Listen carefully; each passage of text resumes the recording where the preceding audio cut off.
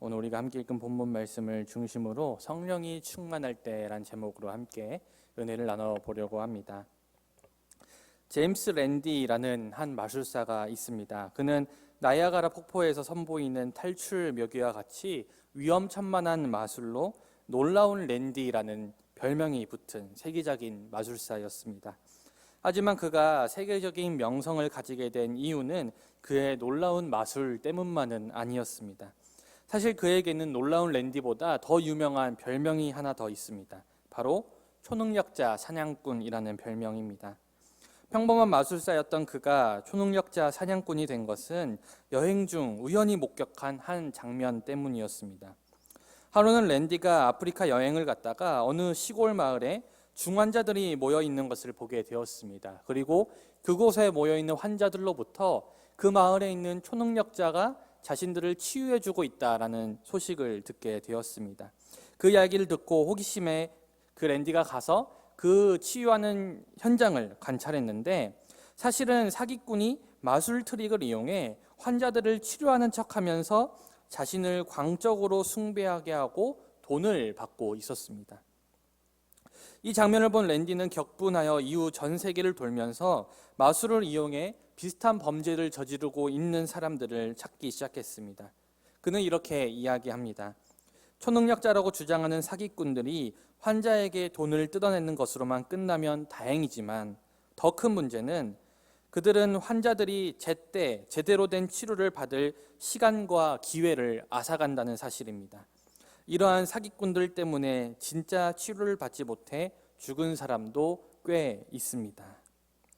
이후 1964년 랜디는 자신 앞에서 초자연적인 현상을 보여주는 사람에게 $1,000의 현상금을 주겠다라고 이야기하면서 초능력자 검증을 시작했습니다.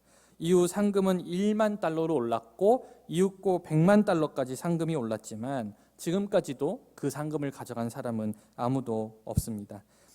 그리고 그는 당대 가장 유명한 초능력자였던 유리 겔라의 초능력이 모두 단순한 마술 트릭임을 증명해내기도 하였습니다. 랜디는 초능력자를 찾기 위해 2003년 한국에도 방문하였습니다. 그리고 그가 초능력자를 검증하는 모든 과정은 도전 $10,000 초능력자를 찾아라라는 TV 프로그램으로 방영이 되었습니다. 아마 저와 좀 연세가 비슷하신 분들은 그 프로그램을 본 기억이 있을 거라 생각합니다. 저도 어렸을 때 그 프로그램을 참 재밌게 봤던 기억이 있습니다. 우리나라에서도 초능력자라고 주장하는 수많은 사람들이 도전했지만 번번이 랜디의 검증 앞에서는 실패하고 말았습니다. 저는 그 프로그램으로 인해서 초능력이란 존재하지 않는 거구나, 그 어린 마음에 그것을 알게 되었습니다. 실제로 과거에는 정말 많은 사람들이 자신이 초능력자라고 주장하였지만 그것의 진위를 밝힐 수 있는 과학이 발전하고 또 방송 기술이 발전한 지금에는 자신이 초능력자라고 주장하는 사람이 정말로 없어진 것을 우리가 보게 되죠. 하지만 여러분, 만약 초능력이 실제한다면, 그리고 여러분들이 초능력 가운데 한 가지를 가질 수 있다면 여러분들은 어떤 능력을 가지고 싶으십니까? 간혹 신앙생활을 하다 보면 성령 충만이나 성령의 능력을 이러한 신비한 초능력으로 이해하는 사람들을 종종 만나게 됩니다. 실제로 성경을 보면 성령이 충만할 때 병자들이 낫거나 방언을 말하거나 예언을 말하는 등 수많은 기적이 나타나는 것을 보게 되죠. 그래서 어떤 분들은 이러한 기적이 나타나야만, 병이 고쳐지거나 귀신이 쫓아가거나 방언이나 예언을 해야만 성령을 받았다라고 이야기할 수 있다, 그렇게 주장하기도 합니다. 사실 그렇게 따진다면 대부분의 성도들은 성령 충만을 받지 못한 것이 되죠. 그렇다면 도대체 성령 충만이 무엇일까요? 정말 이러한 능력만이 성령 충만의 증거가 되는 것일까요? 오늘은 성령이 오심을 기념하는 성령 감림절입니다. 오늘 스데반의 이야기를 통해서 성령이 누구신지, 그리고 성령 충만이 무엇인지에 대해서 함께 생각해 보기를 원합니다. 먼저 오늘 본문을 살펴보기 전에 스데반이라는 이 사람이 어떻게 등장하게 되었는지, 그가 어떤 사람이었는지를 먼저 살펴보려고 해요. 예수님이 승천하신 후 예루살렘 교회는 사도들의 헌신으로 큰 부흥을 이루었습니다. 많은 사람이 모여들었고 많은 사람이 예루살렘 교회에서 주님의 이름을 높였습니다. 그런데 사람이 많이 모이다 보니까 당연히 문제도 발생하게 되었어요. 그 중에서 예루살렘 교회의 가장 큰 문제는 바로 구제에 관한 문제였습니다. 당시 이 예루살렘 교회에서는 교회 내부에 있는 이제 과부들에게 음식을 제공하는 식탁 구제가 이루어졌는데, 이 음식을 제공하는 과정 가운데 출신에 따른 차별이 발생하게 된 것입니다. 그래서 사람들이 이 일로 인해서 서로 갈등하게 되고 분열하게 되었어요. 그래서 사도들은 이 문제를 해결해야겠다 마음을 먹었습니다. 하지만 사도는 하나님의 말씀을 전하기 위해 부름받은 사람이었죠. 이 하나님의 말씀을 위해 부름받은 사도가 하나님 말씀 전하는 일은 제쳐두고 이 일에 매진할 수 없었기 때문에 이 사도들은 자신의 일을 대신할 수 있는, 이 문제를 해결할 수 있는 7명의 일꾼을 뽑게 되었습니다. 그렇게 세운 일꾼이 바로 예루살렘 교회의 7집사였고, 그 7집사 중에 한 사람이 바로 스데반이라는 사람이었습니다. 그래서 우리가 흔히 스데반을 스데반 집사라고 부르는 것이죠. 그런데 이러한 스데반에게도 위기가 찾아오게 됩니다. 당시 유대인들 가운데는 스데반을 미워하고 공격하던 사람들이 있었어요. 그런데 그들이 스데반을 무너뜨리기 위해서 3가지 공작을 꾸민 것입니다. 첫 번째 공작은 사람들을 먼저 사주하여서 스데반이 하나님을 모독하는 신성 모독의 언행을 하였고 그것을 들었다고 거짓 증언하게 만들었습니다. 두 번째 공작은 백성과 장로들과 서기관들을 꼬셔서 그 거짓 고발을 바탕으로 당시에 종교 재판이 열리던 공회로 스데반을 끌고 가게 한 것이었습니다. 그리고 마지막 3번째 공작은 그 공회의 재판 가운데 거짓 증인들을 내세워서 스데반이 유죄가 되도록 한 일이었죠. 그러나 스데반은 이러한 엄청난 공격 앞에서 자신의 신앙을 밝히는 설교를 합니다. 그리고 이 설교를 통해 스데반은 유대인들의 완악함에 대해서 조목조목 비판을 하죠. 우리가 읽은 본문 바로 이전에 나오는 이 사도행전 7장 1절부터 53절까지의 이 긴 본문이 바로 스데반의 설교 내용입니다. 그리고 그 설교를 들은 유대인들의 반응이 오늘 우리가 읽은 본문 첫 머리에 나오죠. 그들은 이렇게 반응합니다. 마음에 찔려 그를 향하여 이를 갈았다. 이제 스데반은요, 분노한 유대인들로부터 죽을 위기에 처하게 되었습니다. 이러한 일촉즉발의 상황 속에서 오늘 본문은 스데반이 자신의 설교를 마친 후에 성령이 충만하였다라고 기록하고 있습니다. 이제 되었습니다. 성령 충만이 정말 놀라운 기적을 동반한다면 이제 하나님께서 그를 놀라운 능력으로 살려주실 것이기 때문이죠. 사람들이 그를 돌로 칠 때 신비한 보호막이 그를 막아주거나 스데반이 죽었어도 다시 살아나는 역사가 있어야 합니다. 그런데 성경 어디에도 스데반에게 그런 일이 일어났다는 것은, 이런 신비한 일이 일어났다는 것은 기록되지 않았습니다. 만약 성령 충만이 정말로 이적과 기사와 같은 놀라운 일들로, 신비한 일들로만 증명이 된다면 오늘 스데반은 죽어서는 안 되었습니다. 사람들이 달려들어 그를 돌로 칠 때 신비한 힘이 그를 보호하거나 다시 살아나야 마땅했습니다. 하지만 성경은 분명히 스데반이 성령에 충만했다라고 기록하고 있지만 스데반은 사람들의 돌에 맞아서 무참히 살해당하고 말았습니다. 그러니 성령 충만은 분명 놀라운 기적을 동반하기도 하지만 그것만이 성령 충만의 증거는 아님이 분명합니다. 사랑하는 여러분, 우리는 성령에 대해서 많은 오해를 합니다. 성령을 마치 초자연적인 힘이나 어떤 기운 혹은 현상처럼 이해를 합니다. 그래서 우리는 성령 충만이라는 단어를 말하면 어떤 신비한 일이 일어나는 슈퍼파워가 생긴 것이나 황홀경에 빠지는 무아지경의 감정에 들어가는 것이 성령 충만이다라고 이해합니다. 물론 그것이 성령 충만으로 인한 반응일 수도 있습니다. 하지만 우리가 알아야 될 것은 정말 그것이 성령 충만에 대한 반응이라 할지라도 그것은 나타나는 현상 중에 하나일 뿐이지 그것 자체가 혹은 그것만이 성령 충만이다라고 말하는 것은 절대로 옳지 않다는 사실입니다. 그렇다면 성령 충만은 어떤 상태를 말하는 것일까요? 그것을 말하기 전에 먼저 성령이 누구인지를 알아야 되겠죠. 성령은 성부 하나님, 성자 예수님과 함께 삼위일체 하나님을 이루시는 분 중 한 분이십니다. 성령님은 분명 성부 하나님, 성자 예수님과 다르시지만 성경에 따르면 성령은 하나님의 영 혹은 예수의 영으로 소개되기도 합니다. 그래서 성부 하나님, 성자 예수님, 성령 하나님은 모두 다르지만 사실은 한 분이신 삼위일체 하나님이십니다.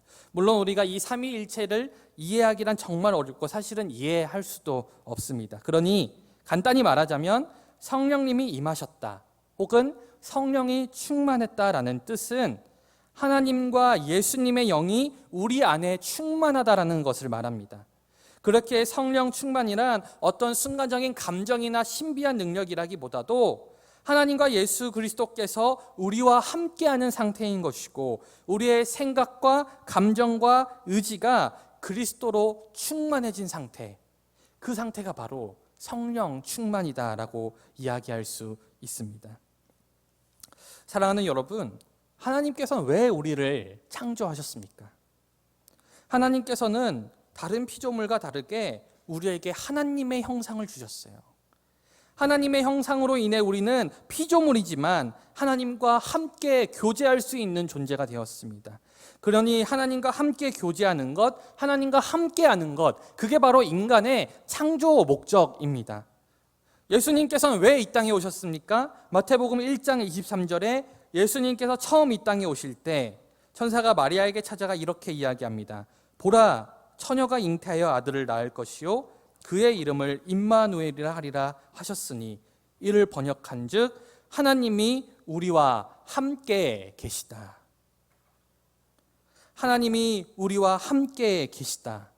여러분, 예수님이 이 땅에 오신 이유는 우리를 부려먹고 우리를 이용하기 위해 오신 게 아니라 우리와 함께하기 위해서, 우리와 같이 이 땅에서 먹고 마시기 위해서 이 땅에 오셨습니다.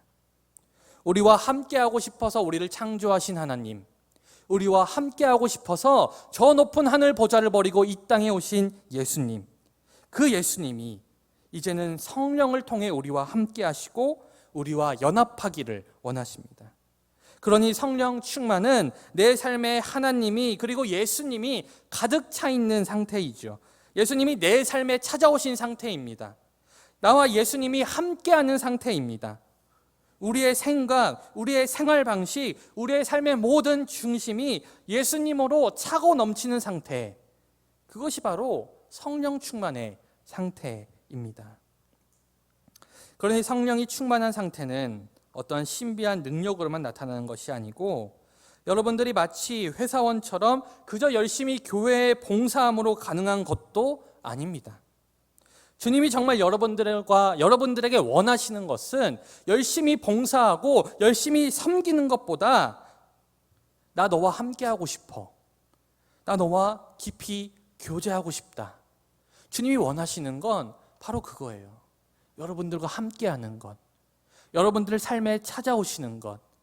여러분들이 그 주님을 받아들이는 것.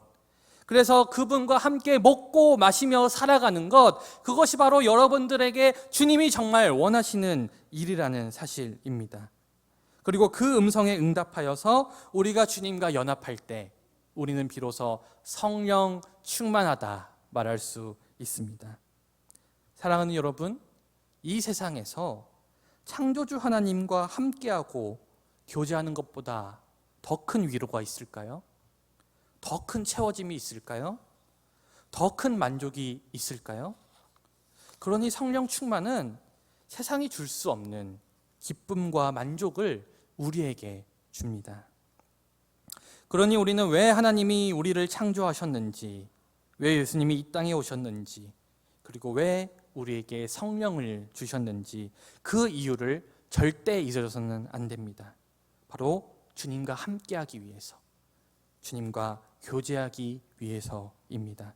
이것을 놓치면 열심히 사역하는 것 같고, 열심히 봉사하는 것 같고, 열심히 섬기는 것 같지만 금방 지치고 탈진이 오게 되는 것이죠. 그러니 여러분, 봉사 줄여도 괜찮습니다. 사역 내려놓아도 괜찮습니다. 하지만 절대 포기해서 안 되는 것은 여러분들이 말씀 듣고 기도하고 제자 훈련하면서 일상 속에서 여러분들이 주님과 교제하는 시간, 그것만큼은 절대로 지켜야 될 여러분들의 시간입니다. 하지만 안타깝게도 우리가 삶에 지칠 때, 소진될 때 가장 먼저 포기하고 가장 먼저 내려놓는 것은 주님과 함께하는 시간이죠. 사역과 봉사는 내가 맡았으니까, 내려놓으면 민폐가 되니까 끝까지 붙들고 있지만, 당장 하지 않아도 괜찮을 것 같고 당장은 하지 않아도 별로 티가 나지 않을 것 같은 주님과 교제하는 시간은 점차 줄여 나가는 것이죠. 하지만 주님과 함께함이 없는 섬김은 결국에는 바닥을 드러내는 저수지처럼 메말라 가게 됩니다. 반면 여러분들이 삶에서 말씀으로 주님을 알아가고, 기도로 주님과 소통하고, 제자훈련으로 삶에서 주님과 동행하는 법을 배워나가고, 그렇게 주님과 함께 거할 때, 주님과 함께 먹고 마시며 교제할 때 성령이 충만해지는 것이고, 성령이 충만할 때 마르지 않는 샘물처럼 샘솟는 기쁨, 이게 가능해지는 것입니다. 그리고 그 기쁨의 풍성함을 맛본 사람들은 그때부터는 세상의 것들이 시시하게 여겨지는 거예요. 세상은 그런 거 줄 수 없거든요. 세상은 주님이 우리에게 주신 만족 절대 줄 수 없기 때문에 그 기쁨을 맛본 사람들은 세상의 것들이 시시해지는 것입니다. 주님과 함께하면 된 것이고, 주님의 사랑이면 충분하기 때문에, 그렇게 그것이면 그냥 내 삶에 완전하기 때문에, 나에게 성령이 충만할 때 스데반처럼 자신의 삶을 복음을 위해서 던질 수 있게 되는 것이고, 선교사님들처럼 자신의 모든 것을 다 내려놓고 아프리카로, 아마존으로 떠날 수 있게 되는 것입니다. 사랑하는 여러분, 그러니 성령 충만은 우리가 두 손 높이 들고 뜨겁게 찬양한다고 되는 게 아닙니다. 성령님 오시라고 목이 터져라 부르짖는다고 되는 게 아니란 말이에요. 여러분들 삶에 온전히 주님을 배워가고 주님과 함께하는 시간이 있을 때, 그렇게 여러분들 삶에서 주님과 친밀하게 교제하며 그렇게 살아감을 느낄 때, 그런 교제가 있을 때 성령 충만이 가능한 것이고, 성령이 충만하게 되면 열매와 섬김은 노력하지 않아도 자연적으로 차서 흘러 넘치게 되는 것입니다. 여러분, 체험 없는 섬김 가능하지 않습니다. 체험 없는 봉사 가능하지 않습니다. 가능해 보이죠. 할 수 있죠. 하지만 결국 바닥을 드러내게 됩니다. 그러니 우리는 늘 체험을 사모해야 합니다. 그리고 여러분들뿐만 아니라 여러분들 주변에서 함께 신앙생활하는 여러분들의 귀한 동역자들, 지체들, 형제 자매들에게도 그러한 시간을 보장해 주어야 합니다. 그러니 세상 속에서 감당해야 할 여러분들의 사명, 그리고 교회에서 감당해야 될 여러분들의 사역, 물론 소중하고 굉장히 중요합니다. 하지만 그 소중한 그것들보다 더 중요한 것은 주님과 함께하는 시간이 있는가, 주님 안에 머무르는 시간이 있는가, 바로 그것입니다. 부디 여러분들의 일상에서 주님을 알아가고 주님과 함께하는 그 황홀하고도 풍성한 시간들을 놓치지 않는 여러분 되시기를 바랍니다. 그리고 그러한 시간들로 여러분들 모두가 성령 충만하여져서 이제는 한 사람에게 너무 많은 짐을 지게 하지 마시고, 우리 모두가 서로의 짐을 함께 나눠지고 함께 섬기며 함께 성장해 나가는 그러한 청년부 공동체 되기를 주님의 이름으로 간절히 축원드립니다.